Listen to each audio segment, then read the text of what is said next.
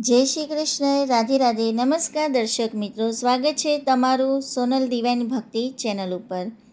મિત્રો, આજે સરસ મજાનો ટોપિક સાથે આવી છું કે સનાતન ધર્મમાં સદીઓથી એક અદ્ભુત મંત્ર ગુંજતો રહ્યો છે. યત્ર નાર્યસ્તુ પૂજ્યંતે રમંતી તત્ર દેવતા, અર્થાત જ્યાં નારી શક્તિનું સન્માન થાય છે ત્યાં દેવતાઓનો વાસ હોય છે. આજે આ વિડીયોમાં નારી શક્તિનો મહિમા જે છે, નારી શક્તિ શું છે, એને મેં કનેક્ટ કર્યો છે ICC women's T20 world cup સાથે. સરસ મજાનો પ્રેરણાદાયક વિડીયો બનાવ્યો છે, તો જરૂરથી છેક સુધી સાંભળજો.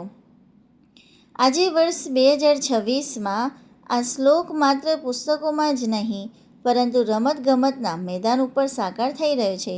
7 સમુદ્ર પાર ઇંગ્લેન્ડની ધરતી ઉપર રમાઈ રહેલા આઈસીસી વુમેન્સ T20 વર્લ્ડ કપમાં ભારતની દીકરીઓ જે પરાક્રમ શરૂ કર્યું છે તે જોઈને દરેક ભારતીયનું હૃદય ગર્વથી ગદગદિત થઈ ગયું છે. આજે આપણે જાણીશું કે કેવી રીતે આપણી આ દીકરીઓ મેદાન ઉપર માત્ર ક્રિકેટ નથી રમી રહી, પરંતુ ભારતની નારી શક્તિ અને આધ્યાત્મિક સંસ્કારોનો પરચો દુનિયાને આપી રહી છે. વિડીયો ખૂબ જ સરસ છે, પ્રેરણાદાયી છે, એટલે અંત સુધી જરૂર જોડાયેલા રહેજો. સૌથી પહેલાં મહાકુંભની સચોટ વિગત પર નજર કરીએ. આઈસીસી મહિલા T20 વર્લ્ડ કપની આ 10મી ભવ્ય આવૃત્તિ છે.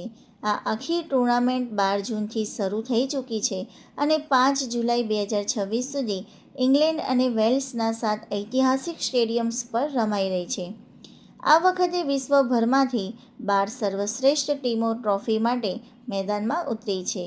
આપણને જણાવતા અત્યંત આનંદ થાય છે કે ગત 14 જૂનના રોજ રમાયેલી રોમાંચક મેચમાં ભારતની દીકરીઓએ પાકિસ્તાની ટીમને 64 રનથી પરાજય આપીને ટુર્નામેન્ટમાં વિજય શંખનાદ કરી દીધો છે.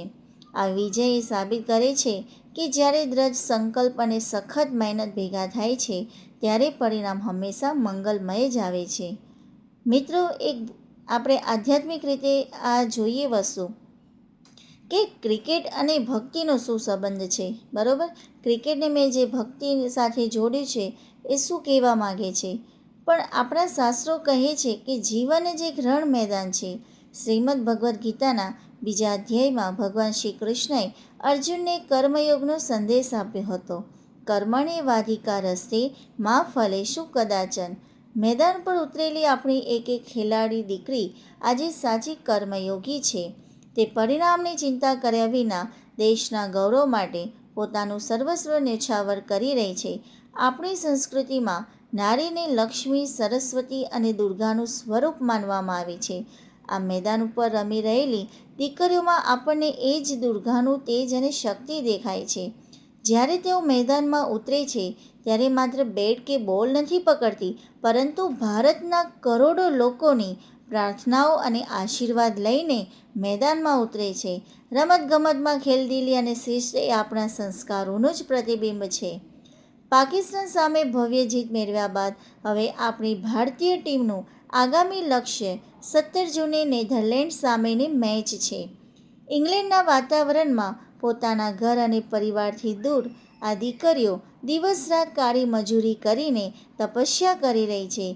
આ એક દેશભક્તિની તપસ્યા જ છે. જેમ એક ભક્ત ઈશ્વરને પામવા માટે તપ કરે છે, તેમાં દીકરીઓ ભારત માતાના મસ્તક ઉપર વિજયનો મુગટ પહેરવા માટે, વિશ્વ વિજયનો મુગટ સજાવવા માટે પરસેવો પાડી રહી છે.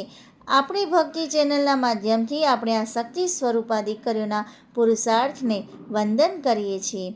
તો આવો દર્શક મિત્રો, આપણે સૌ સાથે મળીને ભગવાન કૃષ્ણ ભગવાનને અને આદ્યશક્તિના ચરણોમાં પ્રાર્થના કરીએ કે આપણી ભારતીય ટીમને અખંડ વિજય પ્રાપ્ત થાય અને દેશની દીકરીઓ વિશ્વભરમાં સનાતન સંસ્કૃતિ અને તિરંગાનો ડંકો વગાડે. કોમેન્ટ બોક્સમાં ટીમ ઇન્ડિયાના સન્માનમાં જય હિન્દ અથવા જય નારી શક્તિ લખવાનું ચૂકતા નહીં.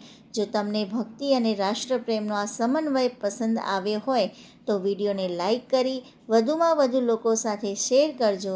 સનાતન ધર્મ, સંસ્કૃતિ અને દેશના ગૌરવની આવી જ સચોટ માહિતી માટે આપણી ચેનલને આજે જ સબસ્ક્રાઈબ કરો.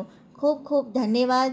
જય શ્રી કૃષ્ણ અને આવા જ નવા સરસ મજાના વિડીયો સાથે પ્રેરણાદાયી વિડીયો માટે ચેનલ ઉપર જો તમે નવા હો તો જરૂરથી ચેનલને સબસ્ક્રાઈબ કરી લેવી. સરસ મજાના ચેનલ ઉપર વિડીયો અપલોડ થતા રહેશે અને તમે પણ કોમેન્ટ બોક્સમાં જણાવી શકો છો કે તમને કેવા પ્રકારના વિડીયો જોઈએ છે.